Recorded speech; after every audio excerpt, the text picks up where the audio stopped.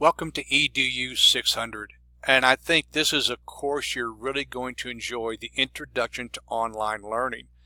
Now, all of you have been experienced online learning from the student perspective, and some of you may be teaching in an online situation.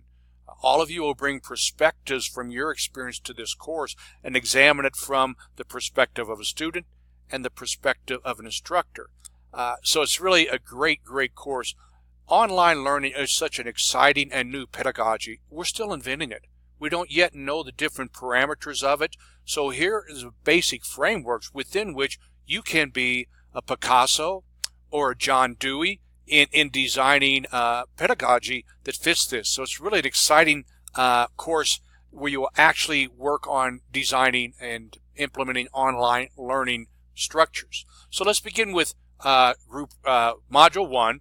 The introduction, as always, and then there's one discussion, and there are two assignments this time. So let's take a moment to look at those in particular. Now, before you do anything, make sure you read the resource. This is really a very nice book here, The Teaching and Learning at a Distance, Foundation of Distance Learning. And so you're going to read chapter 1, 2, 3, 4, and 7.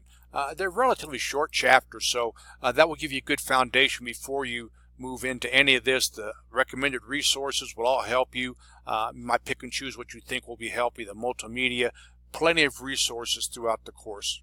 Now, the overview is always important. The guidance, the introduction, takes some time to view the video, and the foundational theories for online learning. There's so much to be learned here. Very important. Malcolm knows. Everybody by now should know Malcolm knows andragogy. So there's a lot of really important things to help you with the introduction.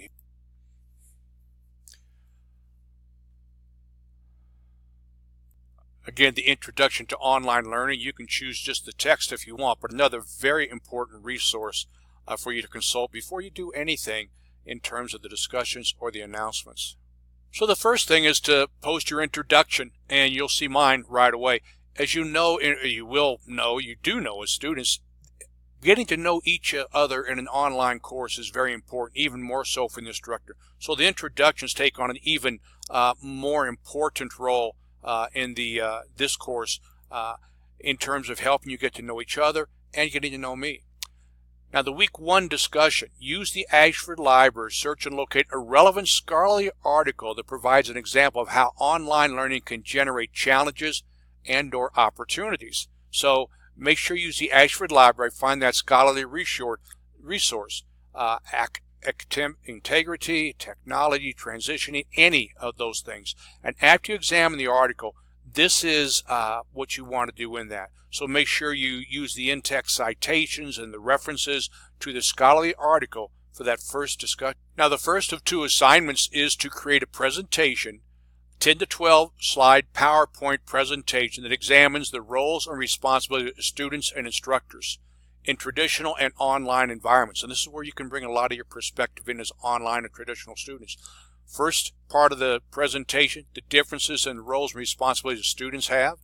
Second part, roles and responsibilities instructors have. Challenges students and instructors may face. Techniques to help students successfully transfer. Techniques to help instructors transfer.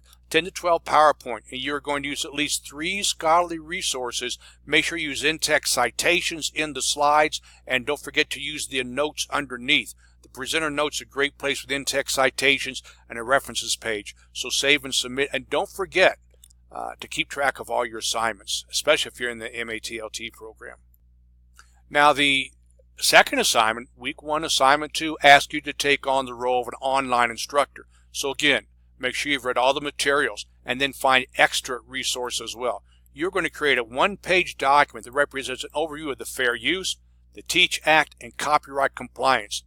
And imagine you're an online instructor, you're handing this out to your students to inform them of this. So you're going to use a minimum of 3 scholarly resources.